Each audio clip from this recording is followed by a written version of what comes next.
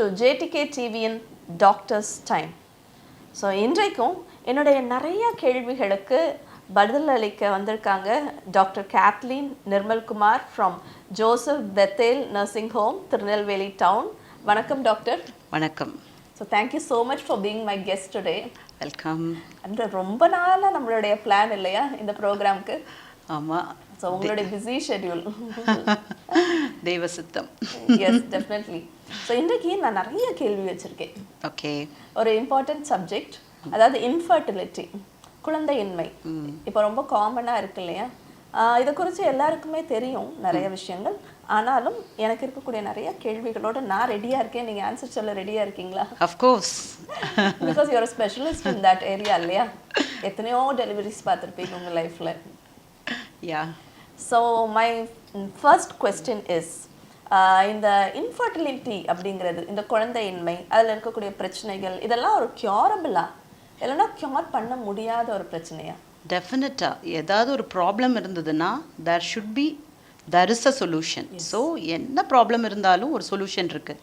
அது மாதிரி infertility is a problem, கண்டிப்பாக அதுக்கு சொல்யூஷன் இருக்குது. அதில் எந்த விதமான சந்தேகமே கிடையாது. ஸோ இன்ஃபர்டிலிட்டி அப்படின்ன உடனே நம்ம தமிழ் கல்ச்சரில் ஒரு பொண்ணை தான் எப்போவுமே நம்ம குறை சொல்லுவோம். ஆமாம். அதாவது ஆண் பெண் எப்போவுமே கொஞ்சம் ஆணை விட கொஞ்சம் குறைவாக நம்மளுடைய இந்த சவுத் ஜோனில் எடை போடுறதுனால, இந்தியாவிலேன்னு வச்சுக்கோங்களேன், அதனால பெண்களுக்கு நிறைய இன்ஃபர்டிலிட்டி ப்ராப்ளம்ஸ் இருக்குன்னு அது வந்து ஆக்சுவலி ஒரு ரியலிஸ்டிக் கிடையாது. பட் நம்மளோட கல்ச்சர் அப்படி இருக்கிறதுனால நம்ம அப்படி நம்புகிறோம்.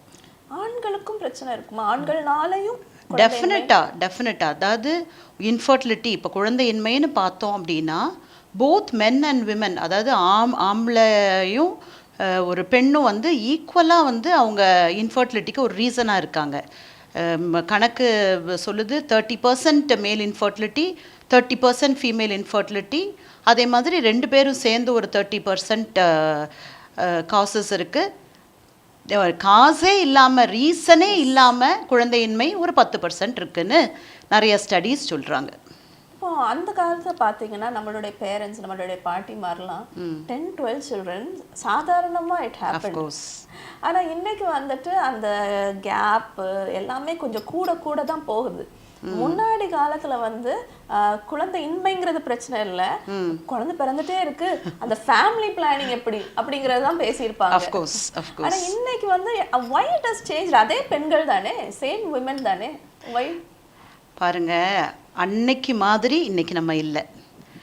நம்மளுடைய நாடு வந்து டெவலப்மெண்ட்டை நோக்கி போகுது அப்படின்னு நம்ம பார்க்க போனால் நிறைய நம்முடைய பழக்க வழக்கங்களில் ஒரு மாறுதல் இருக்குது. நீங்கள் யோசித்து பாருங்களேன், அன்னைக்கு எல்லாமே நல்ல நேச்சுரலாக தூய்மையாக கிடச்சிது. அது இப்போ கிடைக்குதா? No, it's questionable. அது கிடைக்கிறது இல்லை. அது மாதிரி எல்லா வேலையும் அவங்க வந்து ரொம்ப கடினமாக செஞ்சு, ஃபிசிக்கல் ஸ்ட்ரெஸ் இருந்தது, ஒரு எக்ஸசைஸ் அதில் ஒவ்வொன்று. இப்போ எல்லாரும் ஐடி ஃபீல்டில் ஒரு சேரில் உட்காந்து டேபிளில் நம்ம வேலை பார்க்குறோம். ரொம்ப ஒன்றும் நம்மள ஃபிசிக்கல் ஆக்டிவிட்டி இல்லை. ஆனால் அந்த காலத்தில் எல்லோரும் வயலுக்கு போய் வேலை பார்த்தாங்க. ஈவன் மாவு அரைக்கிறது, நமக்கு குக்கிங்க்கு பண்ணுற ஒரு காரியமே இவ்வளோ கேலரிஸை பர்ன் பண்ணுச்சு. இப்போ பாருங்கள், everything is automatic.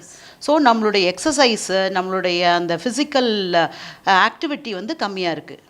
Number 2, diet ரொம்ப இம்பார்ட்டண்ட். இப்போ வந்து வெஸ்டர்னைசேஷன்னு பார்த்தா எங்கே பார்த்தாலும் நம்ம என்ன கேள்விப்படுறோம்? Fried chicken, pizzas.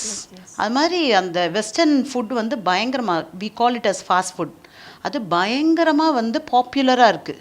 இது பாப்புலராக இருக்கிறதுனால ரெண்டாவது நம்மளுடைய கேர்ள்ஸுக்கும் நம்மளுடைய பசங்களுக்கும் இது மேலே தான் இப்போ ஒரு நாட்டம் இருக்குது. ஸோ இதனால ஒபிசிட்டி பயங்கர காமன். அடுத்தது யோசித்து பாருங்கள், முன்னாடி வந்து கேர்ள்ஸ் எல்லாம் வீட்டில் தான் இருப்பாங்க, ஏர்னிங் அவங்களால இருக்காது. ஆனால் இப்போ தே ஆர் ஃபார் எஜுகேட்டட்.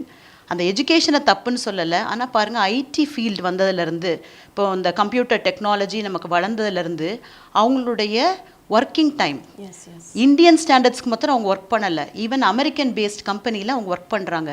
இப்போ நைட்டு ஒரு திடீர்னு ஒரு 6 மணி ஒரு 4 மணிலேருந்து மிட் நைட் ஒரு 2-3 வரைக்கும் ஒர்க் பண்ணுற லேடிஸ் நிறைய பேர் இருக்காங்க, ஈவன் மென் இருக்காங்க. ஸோ இது எல்லாமே அவங்கள வந்து மாறி நமக்கு இன்ஃபர்டிலிட்டிக்குள்ளே அது தள்ளிடுச்சு.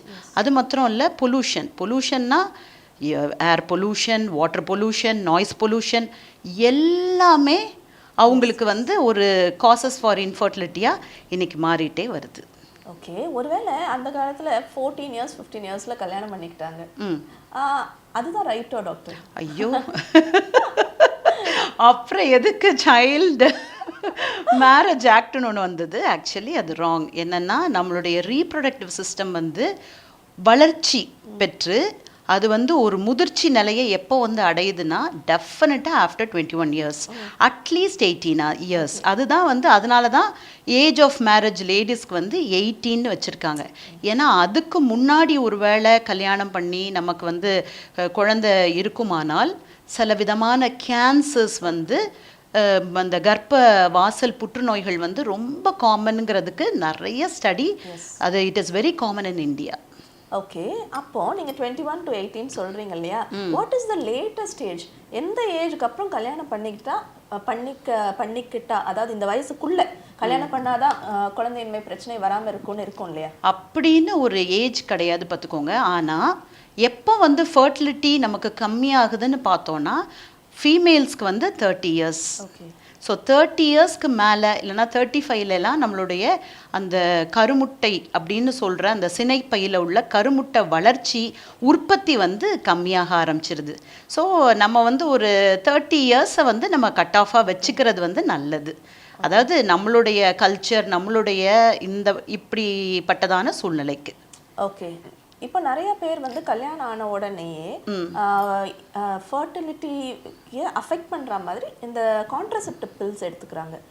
ஏன்னா தேவைப்படுது. 21 நம்ம சொல்கிறோம், ஆனால் இப்போ சில girls they want to do masters, அதெல்லாம் பர்சியூ பண்ணிட்டு வாழ்க்கையில் செட்டில் ஆகிட்டு தான் பேபி, ஆனால் கல்யாணம் பண்ணிக்க வேண்டியிருக்கும் பிகாஸ் ஆஃப் ஃபேமிலி சர்க்கம்ஸ்டான்சஸ். கல்யாணம் பண்ணிக்குவாங்க, ஆனால் அவங்களுக்குள்ளே டிஸ்கஸ் பண்ணி கான்ட்ரசெப்டிவ் பில்ஸ் எல்லாம் எடுத்துக்கிறதுனால ஒரு வேளை குழந்தையின்மை வருமா? கிடையவே கிடையாது. அது வந்து நிறைய இது வந்து ஒரு மிர்த்தா இருக்குது பார்த்துக்கோங்க. இது ஒரு தப்பு, இது வந்து உண்மை கிடையாது.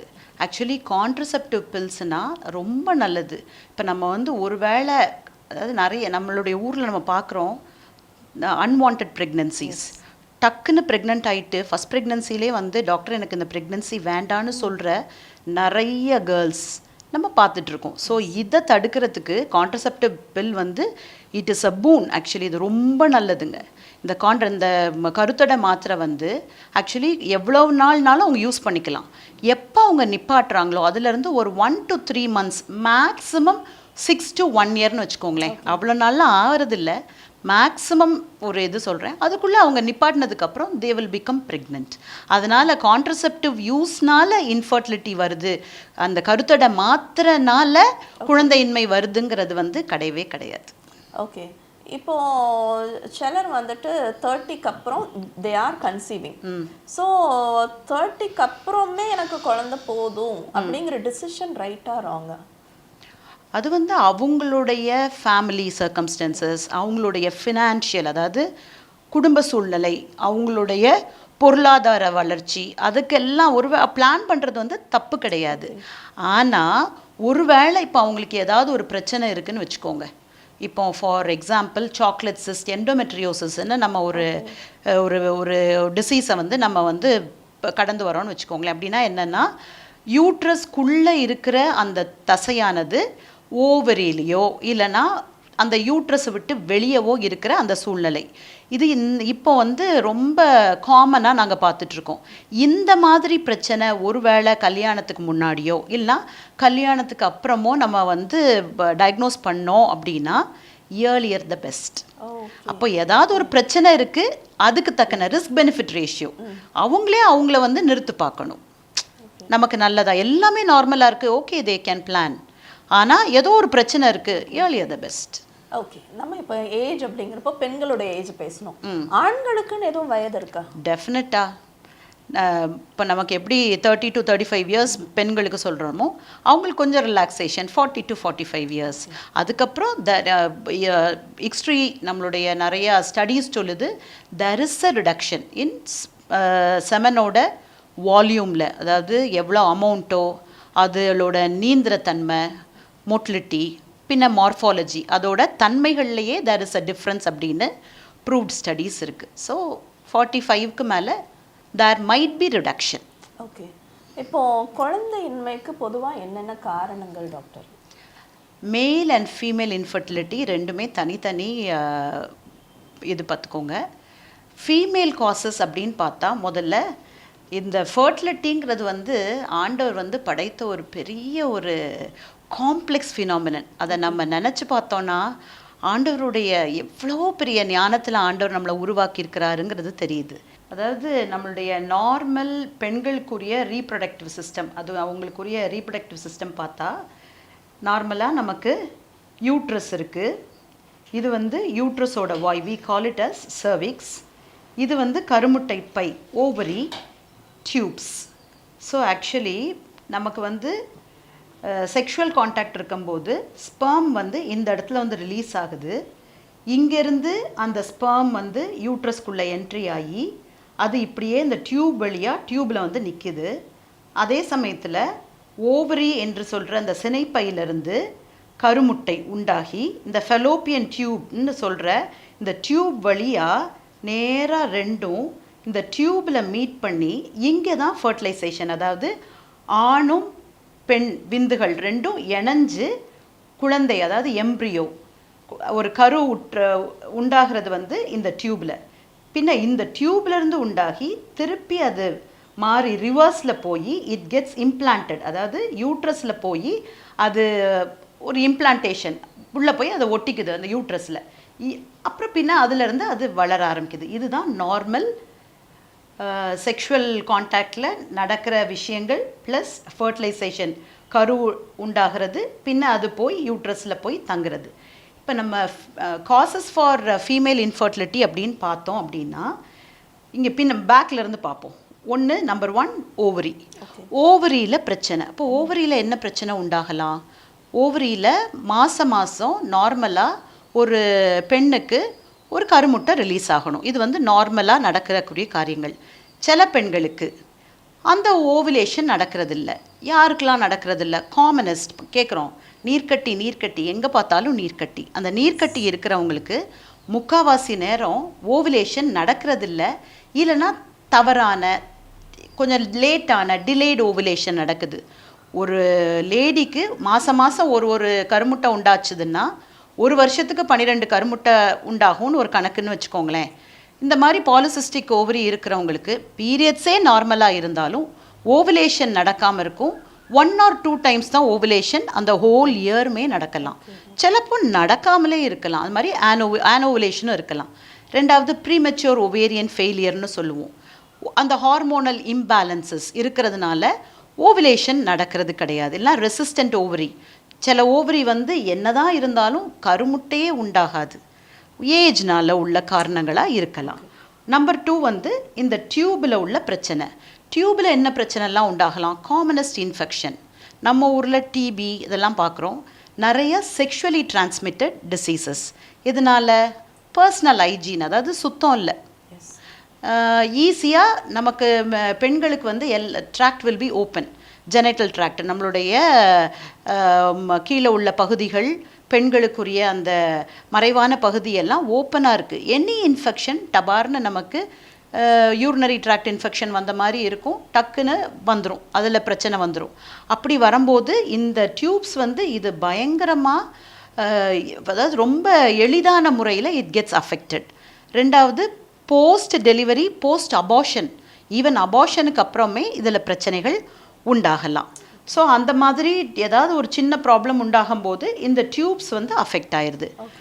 நம்பர் 3 இந்த யூட்ரஸில் பார்த்தா நிறைய விதமான சின்ன சின்ன கட்டிகள் நம்ம நிறைய கேள்விப்பட்டிருக்கோம், ஃபைப்ராய்டுன்னு. சதக்கட்டி இருக்கும். அதெல்லாம் இருக்கிறதுனால இம்ப்ளான்டேஷன் அங்கே போய் அந்த கருவானது ஒட்டிக்கொள்கிற இடத்துல பிரச்சனை உண்டாகுது. அது மாத்திரம் இல்லை, எண்டோமெட்ரியம் அந்த உள்ள எண்டோமெட்ரியம் தின்னாக இருக்குது, திக்னஸ் என்ன அப்படின்னு கேட்பாங்க இன்ஃபர்டிலிட்டிக்கு வர பேஷண்ட்ஸ். சிலப்போ தின்னாயிருது. அதுவும் இந்த டியூபர்குலோசிஸ் சில இன்ஃபெக்ஷன்ஸ்னாலையும் உள்ளுக்குள்ளே உள்ள ஜோனில் பிரச்சனை உண்டாகலாம். அதுக்கப்புறம் பார்க்க போனால் இந்த கர்ப்ப வாசல் சர்விக்ஸ், இதில் என்ன உண்டாகும்? டைட் சர்விக்ஸ், டைட்டாக இருக்கும், அதில் இன்ஃபெக்ஷன்ஸ் இருக்கும். இல்லைனா சில விதமான அப்நார்மாலிட்டி இந்த யூட்ரஸ்லேயும் பிறக்கும் போதே we call it as congenital malformation.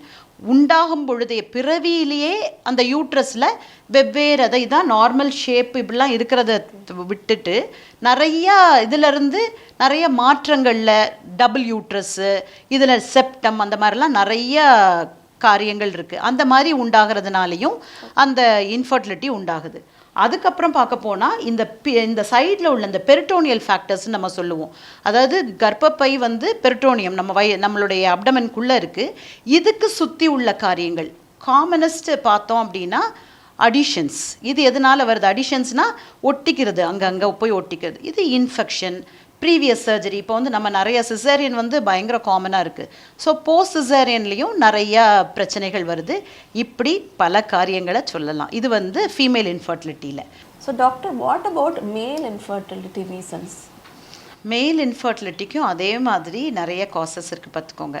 அதாவது ஆண்களுக்கு பார்த்தோன்னா அவங்களோட டெஸ்டிஸில் பிரச்சனை இருக்கிறதுனாலையோ இல்லைன்னா ப்ரீடெஸ்டிகுலார், அதாவது ஹார்மோனல் இம்பேலன்சஸ் இருக்கிறதுனால, இல்லைனா கன்ஜெனிட்டல் ஹார்மோனல் ப்ராப்ளம்ஸ் அவங்களோட குரோமோசோம்லேயே டிஃபெக்ட் இருக்கிறதுனால, அது மாத்திரம் இல்லை பலவிதமான இந்த லிவர் டிஸார்டர்ஸ், அப்புறம் அவங்களுக்குரிய பிரெயினில் இருக்கிற சில காரியங்கள், பிரெயினில் இருக்கிற டியூமர்ஸ், இல்லை அட்ரினல் கிளான்ஸில் இருக்கிற பிரச்சனைகள், இதனால் ஸ்பெர்ம் ப்ரொடக்ஷன் கம்மியாகுது. டெஸ்டிஸ்லன்னு பார்த்தோன்னா ஸ்பெர்ம் ப்ரொடக்ஷன் எப்படி கம்மியாகுதுன்னா, அன்டிசெண்டட் டெஸ்டஸ், அதாவது டெஸ்டஸ் யூஸ்வலாக கீழே வர பையில் இருக்கணும். ஆனால் இந்த டெஸ்டஸ் ஆனது எங்கே இருக்கும் அப்படின்னா சிலவங்களுக்கு அப்டமனுக்குள்ளே இருக்கும். இந்த we call it as undescended testes. இப்படி இருக்கிறவங்களுக்கு செமன் ப்ரொடக்ஷன் கண்டிப்பாக ஸ்பெர்ம் அண்ட் செமன் ப்ரொடக்ஷன் கம்மியாகும். அப்புறம் இன்ஃபெக்ஷன்ஸ், மம்ஸ், மீசல்ஸ் அதெல்லாம் பார்க்குறோம். அந்த இதுலேயும் நமக்கு டெஸ்டஸில் ப்ராப்ளம் ஸ்பெர்ம் ப்ரொடக்ஷன் கம்மியாகுது. ரேடியேஷன், அப்புறம் நம்மளோட ஸ்மோக்கிங், ஆல்கஹால் எல்லாமே டெஸ்டிகுலார் காசஸ் ஃபார் மேல் இன்ஃபர்டிலிட்டி. அதுக்கப்புறம் ஒருவேளை ஸ்பெர்ம் ப்ரொடக்ஷன் நார்மலாக இருந்தாலும் டியூப் வழியாக அது போய் திருப்பி அது எஜாக்குலேட் ஆகணும். ஸோ அகெயின் அங்கே நம்ம வாஸ் டிஃப்ரென்ஸ்ன்னு சொல்கிற ஒரு டியூப் இருக்குது, அதில் ஏதாவது அடைப்புகள், அதாவது ப்ரொடக்ஷன் நார்மலாக இருக்குது ஆனால் அந்த வழியில் ஒரு அடைப்போ ஏதோ ஒன்று இருந்ததுன்னா பின்ன அவங்களுக்கும் நமக்கு sperm and count and motility எல்லாமே அதில் அஃபெக்ட் ஆகிறதுக்கு சான்ஸ் இருக்குது. Is it curable doctor? நீங்கள் சொல்கிறது எல்லாமே டெஃபினட்டாங்க. ஆனால் எல்லாத்தையும் 100% நம்ம க்யூர் பண்ணிட முடியாது. நான் சொன்னேன்ல ஃபஸ்ட்டு ப்ரீ டெஸ்டிகுலார் அது congenital problem. They will have, அதாவது அவங்களுக்கு குரோமோசோம் லெவல்லையே பிரச்சனை. அப்படி இருக்கும்போது அதை க்யூர் பண்ண முடியாது. ஆனால் மித்த காசஸ் இப்போ ஸ்மோக்கிங்னால பிரச்சனை இருக்குது அப்படின்னா அவங்க ஸ்மோக்கிங்கை விட்டாங்க, அவங்க ஹேபிட்ஸை மாற்றும் போது டெஃபினட்டாக தேர் இஸ் நல்ல ஒரு இம்ப்ரூவ்மெண்ட் கட்டாயம் இருக்கும். ஓகே, நீங்கள் ரேடியேஷன்ஸ்னு ஒரு பாயிண்ட் சொன்னீங்க. அது மென்க்கு மட்டும் இல்லை, விமென்க்குமே பொருந்தும்னு நான் நினைக்கிறேன். டெஃபினட்டாக எக்ஸ்ரேஸ் எடுக்க வேண்டியிருக்கு. வயிற்று வலினா உடனே எக்ஸ்ரேல நம்ம ரேடியேஷனுக்கு எக்ஸ்போஸ் ஆகிறோம், ஃபோன் மூலமாக ரேடியேஷனுக்கு எக்ஸ்போஸ் ஆகிறோம். அப்புறம் ஹாஸ்பிட்டல்ஸில் ஒர்க் பண்ணுறவங்க ரேடியேஷன்ஸ்க்கு எக்ஸ்போஸ் ஆகிறாங்க. இப்போ ரேடியேஷன்ஸ் இஸ் எவ்ரிவேர். இப்போ இந்த ரூமில் கூட ரேடியேஷன்ஸ் இருக்கும், மைனராக இருக்கும். இந்த டிவி இருக்குது, இந்த ஏசி இருக்குது, இந்த லைட்ஸுடைய ரேடியேஷன் இருக்குது. அண்ட் நிறைய பேர் இந்த லைட்ஸில் ரொம்ப நேரம் இருக்க வேண்டியிருக்கும். ஸோ இதில் மைனர் ரேடியேஷன்ஸ் இருக்குது. அது ஃபர்டிலிட்டி அஃபெக்ட் பண்ணுமா? கட்டாயம் அஃபெக்ட் பண்ணுது. அதாவது என்னென்னா நம்மளுடைய இந்த ஓவரி கோனாட்ஸ்ன்னு சொல்கிற ஓவரியும் டெஸ்டிஸும் எவ்வளவு ரேடியேஷனை அப்சர்வ் பண்ணுது அதை வச்சுக்கிட்டு அவங்களோட குழந்தை இன்மை இன்ஃபர்டிலிட்டிக்கும் அதுக்கும் சம்மந்தம் இருக்குதுன்னு ஸ்டடீஸ் இருக்குது. இப்போ ஒருவேளை ஓவரி நிறைய ரேடியேஷனை அப்சர்வ் பண்ணிடுச்சு அப்படின்னா டெஃபினட்டாக ஓவுலேஷனில், அதாவது கருமுட்டை ரிலீஸில், கருமுட்டையோட குவாலிட்டியில் எல்லாத்துலேயும் உங்களுக்கு ஒரு சேஞ்ச் இருக்குது. மென்னுக்கு அதே மாதிரி செமன் வால்யூமில், அதோட அமௌண்ட் இவ்வளவு இருக்கணுங்கிறது அந்த பர்சன்டேஜில், அதோட நீந்திர தன்மையில், அதோட மார்ஃபாலஜியில் கண்டிப்பாக ஒரு சேஞ்ச் இருக்க தான் செய்யும். ஓகே டாக்டர், விமென்க்கு அந்த ட்ராக்ல நிறைய ப்ராப்ளம்ஸ் இருக்குன்னு சொல்லுவாங்க, கட்டிகள் இருக்குன்னு சொல்லுவாங்க. அதுக்குனால வந்து ஃபர்டிலிட்டி ப்ராப்ளம்ஸ் வருதுன்னு இன்னைக்கு ஸ்கேன் ரிப்போர்ட்ஸ் எல்லாம் பார்த்துட்டு நிறைய பேர் சொல்றதை நான் கேட்டிருக்கேன். கட்டிகள் அப்படின்னு பார்த்தோம்னா யூட்ரஸில் சில விதமான கட்டிகள் வரலாம். We call it as fibroid, சதக்கட்டின்னு வச்சுக்கோங்களேன். இது வந்து இந்த ஃபைப்ராய்டு வந்து யூட்ரஸில் எந்த இடத்துலனாலும் வரலாம். ஃபார் எக்ஸாம்பிள், இது ஒரு வேளை கீழேருந்து ஆரம்பிப்போம். அந்த கரு வாசலில், கர்ப்பப்பையோட வாசலில் ஒரு வேளை வருதுன்னு வச்சுக்கோங்க. அது இந்த இடத்துல இருக்குது அப்படின்னா ஸ்பெர்ம் என்ட்ரியவே அது தடுக்கும். ஸோ அப்படி இன்ஃபர்டிலிட்டி வந்துடுது. அடுத்தது, இந்த ஃபைப்ராய்டானது யூட்ரஸோட பாடியில் எந்த இடத்துல இருக்கோ 3 இடத்துல வரலாம். வெளியே, நடுவில், உள்ளுக்குள்ளே. ஒருவேளை உள்ளுக்குள்ளே அந்த ஃபைப்ராய்ட்ஸ் அந்த சதக்கட்டி உண்டாகும் அப்படின்னா we call it as polyps. இந்த பாலிப் உள்ளே இருக்குதுன்னா, நான் முதலே சொன்னேன், அந்த கருவானது யூட்ரஸில் ஒரு இடத்துல வந்து ஒட்டணும்னு. ஸோ ஒற்றை இடத்துல ஒரு வேளை இந்த பாலிப் இருக்குன்னு வச்சுக்கோங்க, ஒட்டவே ஒட்டாது, அபார்ஷன் ஆயிரும். சில வேளை ஒட்டும், ஆனால் ப்ரெக்னன்சி அட்வான்ஸ் ஆகும்போது இதெல்லாம் ஹார்மோன் டிபெண்ட் பினைன் டியூமர் பார்த்துக்கோங்க. அப்படின்னா என்ன அப்படின்னா ப்ரெக்னன்சியில் வளரத்துக்கான சான்சஸ் இருக்குது. ஸோ ஒருவேளை இம்ப்ளான்டேஷன் இங்கே நடக்குது அப்படின்னு நம்ம பார்த்துக்கிட்டோன்னா அப்போ ஒன்றும் அஃபெக்ட் ஆகிருக்காது. போக போக இந்த யூட்ரஸும் வளரும்போது, அந்த கருவும் வளரும்போது இந்த கட்டியும் வளரும். கட்டியும் வளரும், குட்டியும் வளரும்னு வச்சுக்கோங்களேன். அப்போ ரெண்டும் வளரும்போது அகெயின் ஒரு ப்ரீடேர்ம் லேபரோ இல்லைனா அவங்களுக்கு லேட் மிஸ்கேரேஜஸ், லேட் அபார்ஷன்ஸ் அந்த மாதிரி உண்டாகலாம். அடுத்தது பார்த்தோன்னா, ஒருவேளை இது வந்து வெளியே சப்சீரஸ், இது வெளியே உண்டாகுது அப்படின்னு பார்த்தோன்னா டியூப்ஸ் எல்லாம் அமுக்கி அங்கேருந்து ஓவுலேஷன் நடந்திருந்தாலும் அந்த ஓவமை டியூபுக்குள்ளேயே வராமல் தடுக்கிறதுக்கான வழிகள் இருக்குது. இதெல்லாம் ஃபைப்ராய்டு. நம்ம ரொம்ப காமனாக பார்க்குறது நீர்க்கட்டி. அது நீர்க்கட்டினா என்னென்னா, பாலிசிஸ்டிக் ஓவரின்னா என்னென்னு பார்த்தோன்னா, இந்த ஓவரியில் நார்மலாக நமக்கு வந்து ஓவுலேஷன் நடக்காமல் இந்த ஒபிசிட்டி, ஸ்ட்ரெஸ் இதனால எல்லாம் ஒரு ஆனோவுலேஷன் நடந்துருது. நீர்க்கட்டி இதில் என்ன காமனாக இதில் என்ன நடக்குது அப்படின்னா, ஓவுலேஷனே நடக்கிறது இல்லை. ஸோ இதுதான் ஒன் ஆஃப் த ஒரு லீடிங் காஸ்ன்னு சொல்லலாம் இன்ஃபர்டிலிட்டி கிளினிக்ஸில் நாங்கள் பார்க்குறது. ஸோ இது வந்து ஈஸிலி இதை ட்ரீட்டும் பண்ணிடலாம். இந்த மாதிரி காசஸ்னால ஓவுலேஷன் நடக்காமல் அவங்களுக்கு வந்து குழந்தையின்மை உண்டாகுது. அடுத்தது சாக்லேட் சிஸ்ட், நீங்கள் கேள்விப்பட்டிருப்பீங்க. சாக்லேட் சிஸ்ட், எண்டோமெட்ரியோசிஸ், இது இப்போ பயங்கர ட்ரெண்டிங்காக இருக்குது பார்த்துக்கோங்க. இது என்னன்னா, இந்த யூட்ரஸ் உள் பகுதியில் இருக்கிற இந்த எண்டோமெட்ரியம்னு சொல்லுவோம், இந்த தசையானது இந்த யூட்ரஸ், அதாவது அது இருக்க வேண்டிய இடம் உள்ள, இந்த இடத்துல இருந்து மற்ற இடத்துல இருக்கிறது, மேபி அது உள்ளே இல்லாமல் நடு ஜோன், இந்த மயோமெட்ரியம்னு சொல்கிற இந்த மசில் பகுதி ஆஃப் த யூட்ரஸில் அது இருக்கலாம். அப்படி இருக்கும் பொழுது we call it as adenomyosis. அப்படின்னு உண்டாகும்போது again there is an hormonal imbalance, அந்த implantation failure அதெல்லாம் உண்டாகலாம். சிலப்போ வெளியே பெரிட்டோனியத்தில் இம்ப்ளான்ஸ் இருக்கலாம். அப்படி இருக்கும்போது அடிஷன்ஸ் எல்லாம் சேர்ந்து ஒன்றோட ஒன்று ஒட்டிக்கலாம், இல்லைனா டியூப்ஸில் இருக்கலாம், இல்லைனா இந்த ஃபெலோப்பியன் டியூபோட வாயில் அதோட எண்டில் வந்து இருக்கலாம். இப்படி இருக்கும்போது ஓவம் பிக்கப்பை கூட அது வந்து கரெக்டாக சின்க்ரோனைஸ்டாக, அதாவது கரெக்டான டைமில் பிக்கப்பை கூட அது தடுக்கலாம். அப்புறம் மோட்டிலிட்டி, உள்ளுக்குள்ளே போய் அது சேர்ற, அது அந்த இடத்துல போய் கரெக்டான இடத்துல தான் ஃபர்டிலைசேஷன் நடக்கணும், அந்த இடத்த தடுக்குது. இப்படி பல காரியங்கள். மேலும் ஒருவேளை பெல்விக் எண்டோமெட்ரியோசிஸ் இருக்குது அப்படின்னா ஆண் பெண் செக்ஷுவல் உறவுகள் கூட பெயின்ஃபுல் காய்டஸ், அதாவது ரொம்ப பெயினாக இருக்குது அப்படின்னு நம்ம கேள்விப்பட்டிருப்போம். இது வந்து இப்படி சொல்லுவாங்க, அவங்களால செக்ஷுவல் கான்டாக்டே பண்ண முடியாமல் இருக்கிற சூழல் கூட உண்டாகலாம். ஸோ இப்படி பல காரியங்கள் இருக்குது. இதில் ஒரு சில காரியங்களை சொல்லியிருக்கேன். டாக்டர், நீங்கள் இந்த ஃபெலோப்பியன் டியூபரை பற்றிலாம் நல்லா எக்ஸ்பிளைன் பண்ணீங்க. அஃப்கோர்ஸ் ஒரு காமன் ப்ராப்ளம் இப்போ நம்ம பார்க்குறோம், பேபி யூட்ரஸில் ஃபார்ம் ஆகாமல் அந்த ஃபெலோப்பியன் டியூப்பில் ஃபார்ம் ஆகுதுன்னு சொல்லுவாங்க. Ectopic pregnancy. அதை நீங்கள் எடுத்துருவீங்க, யூ ஹாவ் டு அபார்ட், ஏன்னா அது தாய்க்கே உயிருக்கு ஆபத்தாக விளையும் அப்படிங்கிறதெல்லாம் நாங்கள் ஏன்னா வெடிச்சிரும், அப்போ உள்ள பிரச்சனை உண்டாகும் லேட்டாக நம்ம டயக்னோஸ் பண்ணோன்னா. எஸ். ஸோ அப்படி ரிமூவ் பண்ணியிருப்பீங்க. அந்த மாதிரி விமன் திரும்ப ப்ரெக்னென்ட் ஆகலாமா? தாராளமாக ஆகலாம். அவங்களுக்குரிய அடுத்த டியூப் நல்லா இருந்ததுன்னா, இல்லைன்னா ஆக்சுவலி ஏர்லியாக ஒரு வேளை இந்த மாதிரி கருக்குழாயில் உள்ள ப்ரெக்னன்சியை நம்ம டயக்னோஸ் பண்ணோன்னா சில விதமான ஆப்ரேஷனே இல்லாமல் மெடிக்கல் மேனேஜ்மெண்ட் பண்ணி அதுக்கப்புறமா திருப்பி அடுத்த கன்செப்ஷனுக்கு அவங்க ரெடி ஆயிடுவாங்க. இதில் முக்கியமாக நம்ம என்னத்தை யோசிக்கணும்னா, ஏற்கனவே அந்த டியூப் வந்து அஃபெக்டடாக இருக்குது. ஸோ 2வது தடவை அவங்க ப்ரெக்னென்ட் ஆகிறாங்க, இல்லைனா எக்டாபிக் அப்புறம் திருப்பி ஒரு ப்ரெக்னன்சி இருக்குது அப்படின்னா எந்த இடத்துல அந்த ப்ரெக்னன்சி இருக்குதுங்கிறத வந்து நம்ம உடனே போய் கண்டுபிடிச்சிடணும். ஏன்னா ரெக்கரன்ஸ் திரும்பி அந்த எக்டாபிக் ப்ரெக்னன்சி கருக்குழாயிலையோ வெளியே யூட்ரஸை விட்டு வெளியே இருக்கிற ப்ரெக்னன்சி வந்து பயங்கர காமன்.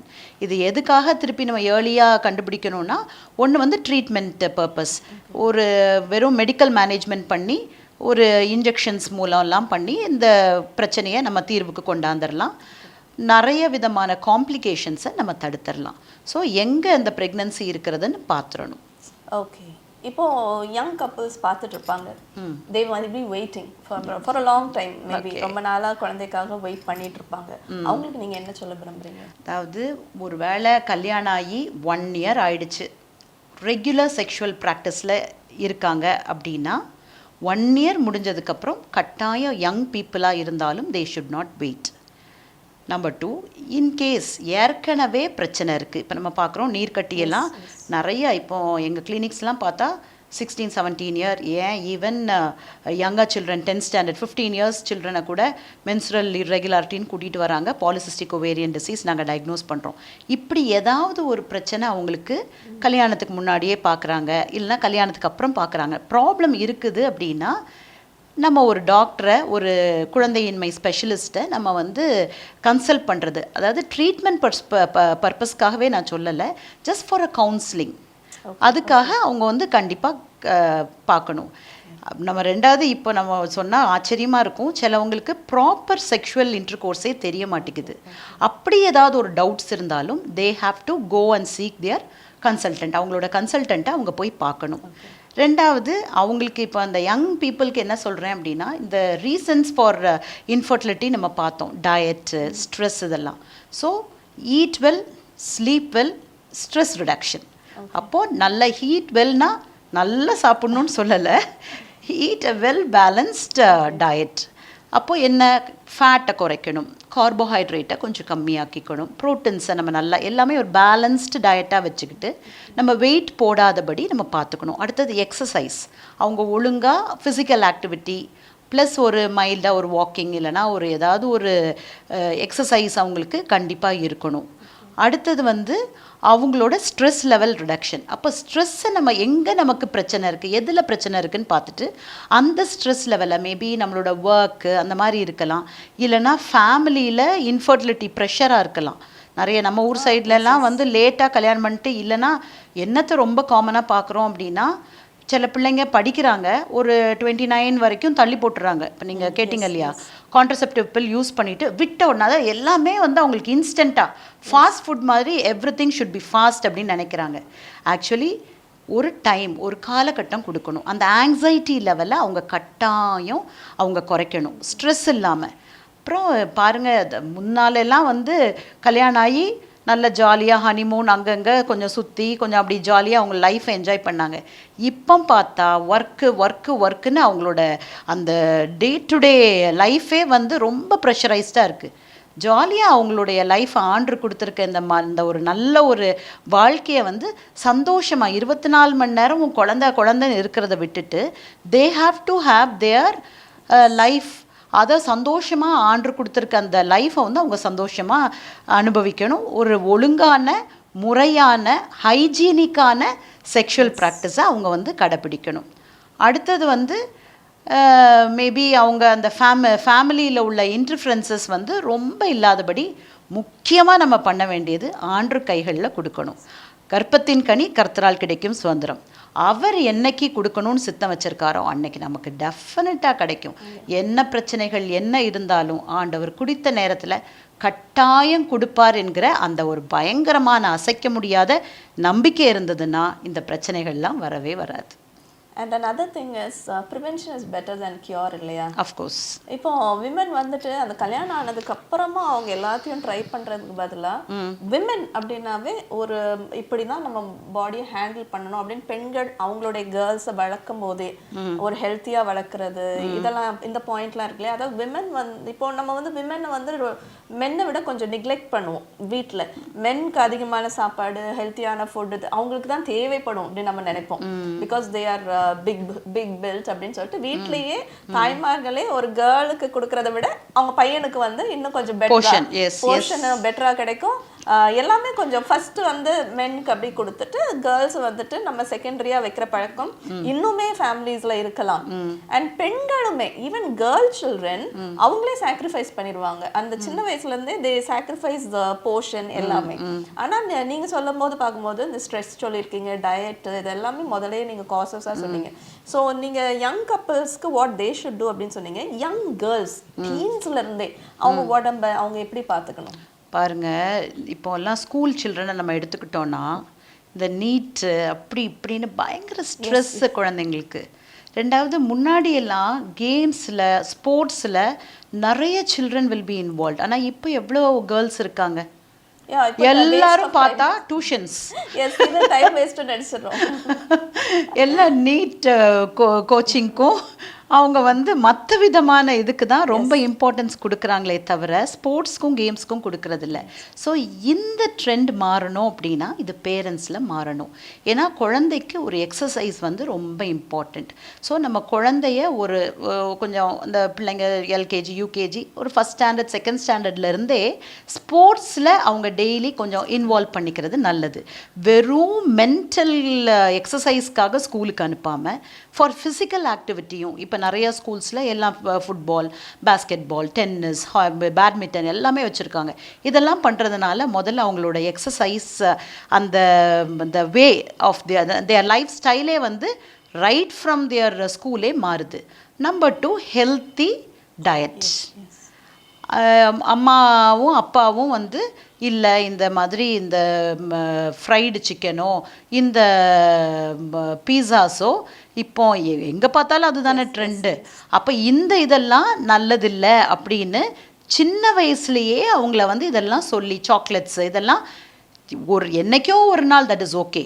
பட் அடிக்கடி சில குழந்தைங்கள்லாம் பயங்கர அடிக்டடாக இருக்காங்க. ஸோ இந்த மாதிரி உள்ள பழக்க வழக்கங்களை அவங்க அப்போவே கட் ஷார்ட் பண்ணணும். அப்புறம் கெஃபீன், காஃபி, ஈவன் காஃபி கூட ரொம்ப எடுத்துக்கிறது வந்து நல்லதில்லை. ஒரு நாளைக்கு ஒரு 2 காஃபி அந்த மாதிரி. அப்புறம் ஸ்ட்ரெஸ், வீட்டில் குழந்தைங்கள அங்கே போ இங்கே போ படப்படான்னு அந்த ஒரு ஷெட்யூல் வச்சுருப்பாங்க. எப்படி நம்ம வந்து இந்த பிஎம்சிஎம்க்கெலாம் ஒரு ஷெட்யூல் இருக்கோ அந்த மாதிரி சின்ன குழந்தைங்க அந்த மாதிரி அவங்கள ஒரு ஸ்ட்ரெஸ்ஸுக்குள்ளே உண்டாக்காமல் அவங்கள எப்படி நம்மெல்லாம் எப்படி ஜாலியாக இருந்தோம் அந்த மாதிரி ஒரு லைஃப்பை என்ஜாய் பண்ணி, அதாவது இவங்க ஸ்ட்ரெஸ்ஸை குழந்தைங்க மேலே போடாமல் ரைட் ஃப்ரம் த ஸ்டார்ட் அவங்களுக்கு அந்த குட் ஹேபிட்ஸ், அந்த குட் டயட், அந்த எக்ஸசைஸ், இந்த ஸ்ட்ரெஸ் லெவல் மேனேஜ்மெண்ட் இதெல்லாம் முதல்லையே கற்றுக் கொடுக்க ஆரம்பிச்சிட்டாங்க அப்படின்னா things will be great. And ஒரு ஸ்டார்ட் குட்டாக இருக்கும்போது அவங்களோட எண்டிங்கும் நல்லா தான் இருக்கும். எஸ். ஸோ இந்த குழந்தையின்மை அப்படிங்கிறத பார்த்து நாங்கள் எல்லாருமே ரொம்ப பயப்பட ஆரம்பிச்சிட்டோம் இன்னைக்கு. ஏன்னா இப்போ யங் பீப்புளே யங் கேர்ள்ஸே பயப்படுறாங்க. நமக்கு குழந்தை இருக்குமா அப்படிங்கிற ஒரு பயம். பெற்றோருக்கு ஒரு 3 to 4 months தாண்டிடுச்சுன்னா பயம் வந்துடுது. எதுவும் உண்டா அப்படின்னு கேட்க ஆரம்பிச்சிடுறோம். மாமியார் மருமகளை கேட்க ஆரம்பிச்சிடுறாங்களே, ஒன்றும் இல்லையா அப்படின்னு கேட்க ஆரம்பிச்சிடுறாங்க. எந்த ஃபேமிலிக்கு இப்போ ஃபங்க்ஷனுக்கு போனாலும் that is the first question, ஏதாவது உண்டா. இப்போ பேரண்ட்ஸ்க்கே ப்ரெஷர், பொண்ணு கல்யாணம் ஆச்சே, any good news அப்படிங்கிறது வந்து parents. So everywhere that pressure is around in the society, in the family, in the hearts. ஏன்னா அந்த ப்ராப்ளம் வந்து அந்த percentage கூடிட்டே போகுதுங்கிறதுனால. So what is the final take home message you would like to tell our viewers? எதுலேயுமே அவசரப்படாமல் இருக்கணுங்கிறது தான் என்னுடைய பயங்கர ஒரு ஸ்ட்ராங் பாயிண்ட்டாக நான் சொல்கிறேன். நான் சொன்னபடி கர்ப்பத்தின் கனி கர்த்தரால் கிடைக்கும் சுதந்திரம்.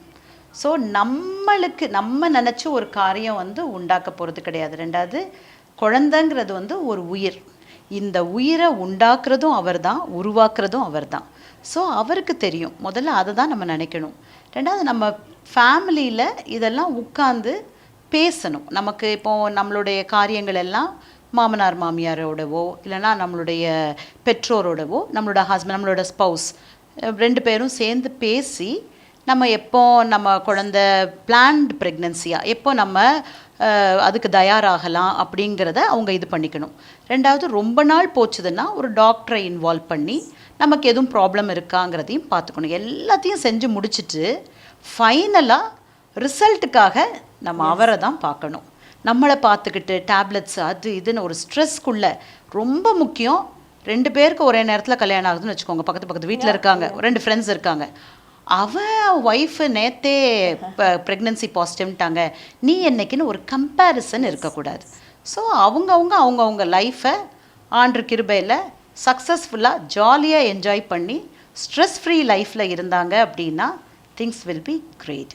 Eat well, sleep well, stay fit. நிறைய காரியங்கள் இருக்குது. Less of tension and stress. இதுதான் என்னுடைய advice for the couple as well as for the teens. உங்களுடைய அட்வைஸ், உங்களுடைய பதில்கள், it was such an eye opener. புதிய விஷயங்களை நீங்க எங்களுக்கு கற்றுக் கொடுத்துருக்கீங்க. எனக்கு பிரயோஜனமா இருந்த மாதிரி ஐ திங்க் அந்த வியூவர்ஸ்க்கும் நிச்சயமா ரொம்ப பிரயோஜனமா இருந்திருக்கும் நான் நம்புறேன். So thank you very much for being my guest today. Thank you doctor. Thank you.